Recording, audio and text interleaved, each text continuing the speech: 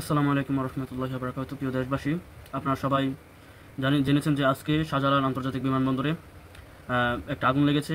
এই আগুনটি সন্দেহবাচক একটি আগুন, কারণ শাহজালাল আন্তর্জাতিক বিমানবন্দর হচ্ছে রাষ্ট্রের একটা অর্থনৈতিক চাকা সচল রাখে এই বিমানবন্দরটি। এই বিমানবন্দরটি আমাদের দেশের প্রবাসীরা বিশেষ করে ইউজ করে, এবং এই বিমানবন্দরটি বাংলাদেশের রাষ্ট্রের সামরিক শক্তিকে শক্তিশালী এবং করার ক্ষেত্রে এই বিমানবন্দরটি সবচেয়ে বেশি অবদান রাখে। আপনারা দেখছেন বিমানবন্দরটিতে আগুন লেগেছে। এখন আমরা জানতে পারিনি কত টাকা ক্ষতি হয়েছে বা কী কী ক্ষতি হয়েছে। এবং এই বিমানবন্দরে আগুন লাগাটা একটি সন্দেহজনক একটা জিনিস। সেখানে এত নিরাপত্তা থাকে, তারপর কেন এই আগুনটা লাগলো? এটা বিমানবন্দর কর্তৃপক্ষকে এটার শেপ দিতে হবে, তাদেরকে কেন লাগলো এটা তাদের দায়। তারপরে আমার যে বিষয়টা সেটা হচ্ছে, এই আগুনের পিছনে আমি আওয়ামী লীগ, ফেসিবাদ এবং ভারতীয় গোয়েন্দা সংস্থা র এবং আওয়ামী লীগের বাতাস পাচ্ছে। এগুলো আওয়ামী লীগের মিশন। আওয়ামী লীগ যখনই বিপদে পড়বে, দেশকে একটি অস্থির পরিবেশে নিয়ে যাবে, তখনই তারা আগুন লাগায়, তখনই তারা বিভিন্ন রাষ্ট্রের ক্ষতি করে।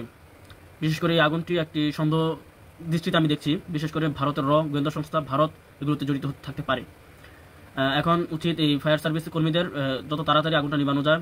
এটা বাংলাদেশ রাষ্ট্রের নিরাপত্তা এবং আমাদের নিরাপত্তা এবং রাষ্ট্রের যে সম্মান আন্তর্জাতিকভাবে, কারণ আমাদের মনে রাখতে হবে শাহজালাল আন্তর্জাতিক বিমানবন্দর বাংলাদেশের একমাত্র আন্তর্জাতিক বিমানবন্দর যেটা ধারা বাংলাদেশের মানুষরা, বিশেষ করে 60 থেকে 70% মানুষ এই বিমানবন্দর ইউজ করে, এবং এটা বাংলাদেশ সামরিক শক্তির একটা বড় অংশ শাহজালাল আন্তর্জাতিক বিমানবন্দর।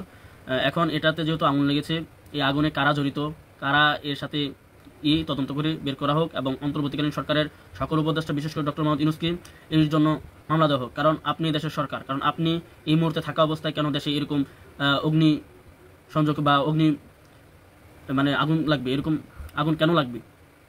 কেন শাহজালাল আন্তর্জাতিক বিমানবন্দরে আগুন লাগবে? এটার জন্য দায়ী অন্তর্বর্তীকালীন সরকার এবং আওয়ামী লীগ। কখনো চায় না দেশ ঠিক থাকুক, এবং ভারত, এই দুইটা উভয় একসাথে মিলে এই দেশের ক্ষতি করে যাচ্ছে। এটা আমরা জানার শর্ত আমরা এটার বিরুদ্ধে কোনো পদক্ষেপ নিচ্ছি না। দেশবাসীকে আহ্বান জানাবো, শাহজালাল আন্তর্জাতিক বিমানবন্দরে আগুন লেগেছে, এটা আপনারা চোখ রাখুন। এটার কোনো, যারা বাংলাদেশকে ভালোবাসেন, দেশের নাগরিক, তারাও দেখবেন এটার কেন হলো, এটা কারা জড়িত এটার সাথে। এবং ভারত চায় না বাংলাদেশ সামরিকভাবে শক্তিশালী হোক, বাংলাদেশ ভালো থাকুক।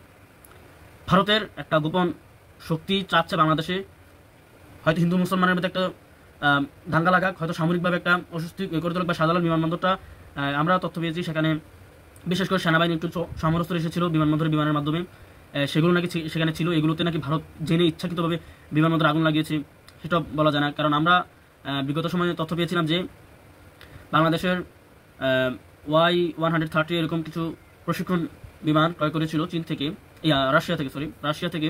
এই বিমানগুলো বিভিন্ন সময় এই দুর্ঘটনার শিকার হয়েছে। আমরা তথ্য পেয়েছি বাংলাদেশের যত বিমান আছে দুর্ঘটনার শিকার হয়, এর সাথে রয়ের কোনো না কোনো সম্পর্ক থাকে।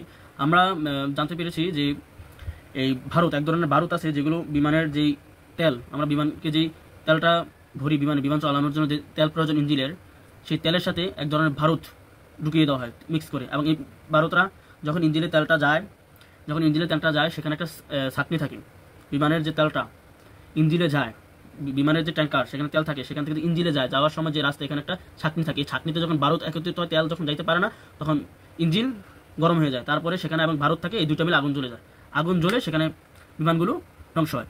আমরা দেখেছি F-7 ফাইটার জেট সহ, তারপরে Y-130 ট্রেনার জেট, এগুলো সব বিভিন্ন বিমান দুর্ঘটনা ঘটছে। এগুলোর সাথে রয়ের সরাসরি জড়িত, এবং ভারত কেন্দ্রিক এই বিমানবন্দর আগুনগুলো লাগানো হয়ে আছে।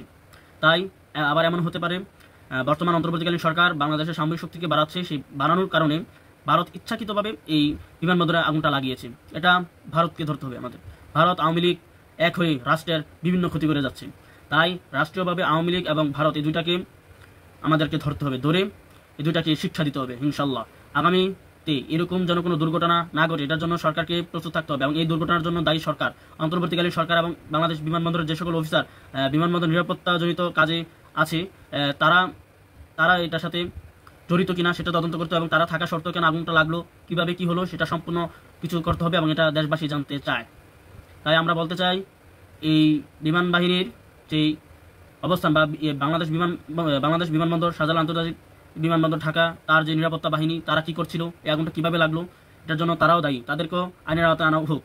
কারণ একটা রাষ্ট্রের বিমানবন্দর একটা রাষ্ট্রের সচলের চাকা, অর্থনীতির চাকা ঘোরায়, এবং এই বিমানবন্দর দিয়ে বাংলাদেশের একটা বড় অংশ প্রবাসীরা যায় আসে, এবং এই বিমানবন্দর বাংলাদেশের সবচেয়ে বড় বিমানবন্দর। কারণ এই বিমানবন্দরে যে পরিমাণে ফেসিলিটি বা সুবিধা পাওয়া যায়, বাংলাদেশের চট্টগ্রাম, সিলেট, কক্সবাজার যাই বলি, যত বিমানবন্দরই বলি, কোনো বিমানবন্দরে, যশোর বিমানবন্দর বলি, কোনো বিমানবন্দরে শাহজালাল আন্তর্জাতিক বিমানবন্দরের মতো এত পরিমাণ ফেসিলিটি পাওয়া যায় না।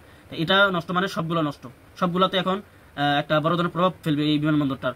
এই জন্য আমরা অন্তর্বর্তীকালীন সরকারের উপদেষ্টা ইউনূস সাহেবকে আমরা বলতে চাই, এটার জন্য দায়ী আপনি থাকাকালীন সময় কেন দেশে এই দুর্ঘটনা ঘটবে, এটার জন্য দায়ী। এটা কোনো দুর্ঘটনা নয়, এটা একটি অ্যাক্সিডেন্টও নয়, এটা পরিকল্পিত একটি আগুন লাগানো। আমি লিখিত দিতে পারবো, এটা পরিকল্পিত একটা আগুন লাগানো। এইটার সাথে সরাসরি ভারত আওয়ামী লীগ জড়িত, আমি লিখে দিলাম আপনাদেরকে।